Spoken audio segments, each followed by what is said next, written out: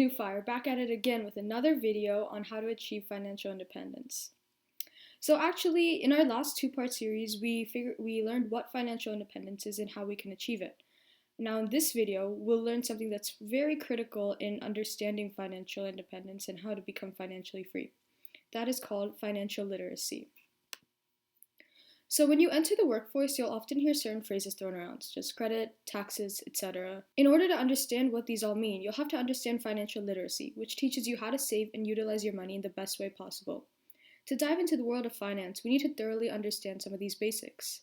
This includes expenses, income, savings, all kinds of taxes and cash flow, credit and credit score, loans, insurance, and finally, scams and fraud.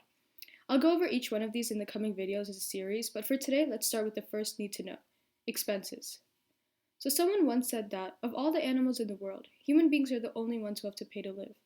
So what exactly do we have to pay to live? Well, everyone has to pay some form of expenses.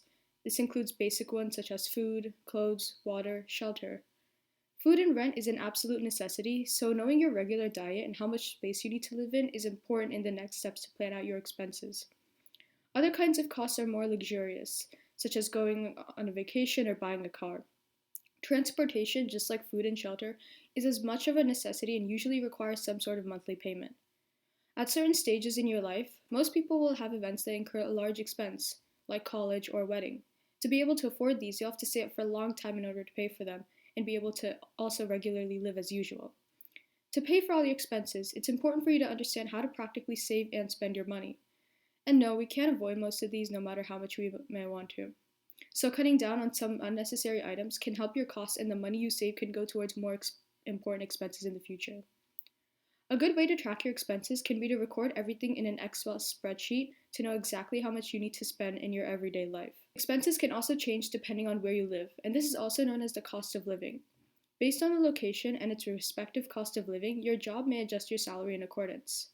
For example, rent for a living space may cost $3,000 in a place in New York, while in some places in Texas that same space may cost $1,000. Depending on someone's preferences like weather, population, or opportunities, people live in different locations. Those who like the ocean can choose coastal areas like California, while those who prefer more arid and dry climates might prefer places like Arizona. Although actually California does have both arid and coastal areas. So to plan your income, it's important to know exactly what your expenses are. You should account for not only the basic expenses like food or rent, but also any comfort expenses, such as going out to the movies, going out to eat, or going traveling. Once you're aware of all aspects of your expenses, you can plan how much you need to earn and save for your future.